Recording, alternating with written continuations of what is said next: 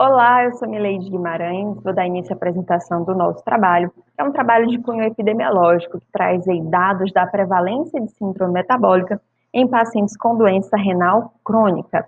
Nós sabemos que atualmente são mais de 120 mil brasileiros em tratamento dialítico, sendo que a maioria, mais de 90%, faz o tratamento do tipo hemodiálise.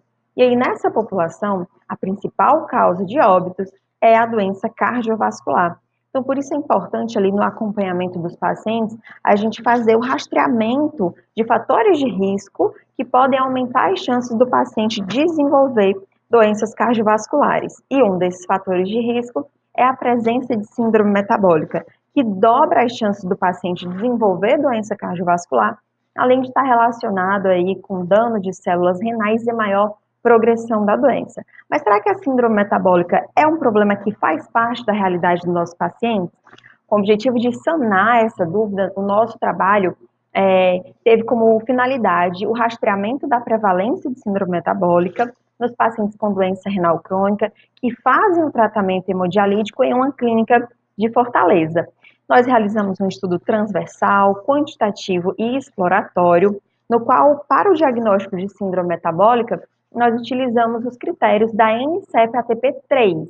E o diagnóstico ele acontece na presença de pelo menos 3 dos 5 critérios. E quais são esses critérios, né?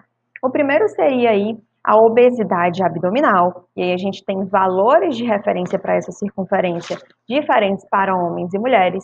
O segundo critério seria o critério da pressão arterial e tratamento antihipertensivo. O terceiro critério seria referente aos níveis séricos de triglicerídeos, acima de 150 conta positivo para o diagnóstico de síndrome metabólica. O quarto critério seria a redução de HDL colesterol, que também traz valores de referência diferentes para homens e mulheres.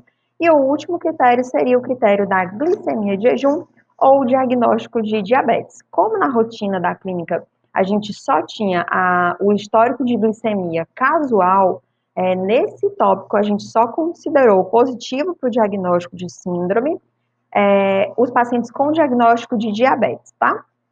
E aí a nossa amostra, ela foi composta de 99 indivíduos de ambos os sexos, todos acima de 18 anos, e a média de idade foi 59 anos.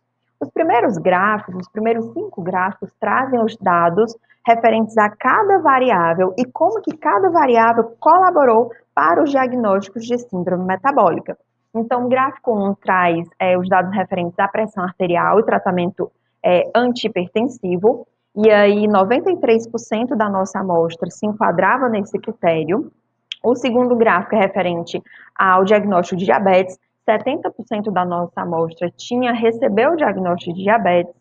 O gráfico 3 mostra os dados referentes ao HDL colesterol, e aí 69% da nossa amostra tinham níveis de HDL colesterol abaixo do desejado.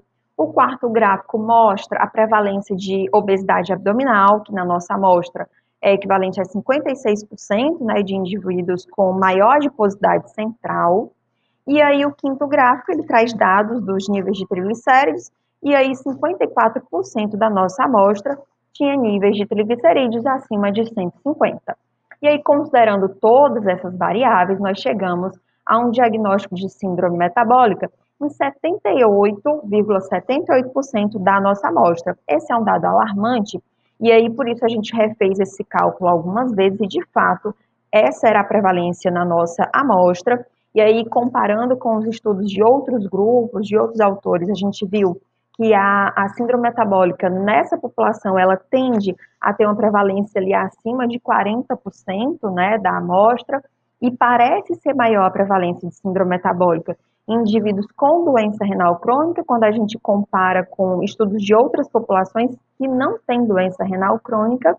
E aí, se a gente classificar aqui, diferenciar por sexo, a gente vê que a síndrome metabólica no nosso estudo, ela demonstrou ser mais prevalente em indivíduos de sexo feminino. 55% dos indivíduos que tinham síndrome metabólica eram indivíduos de sexo feminino.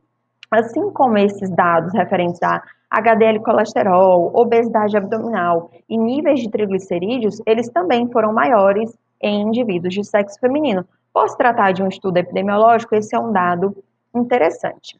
E aí, diante dos nossos achados, a gente pode concluir que sim, a síndrome metabólica ela parece ser um problema real e parece acometer grande parte dos pacientes com doença renal.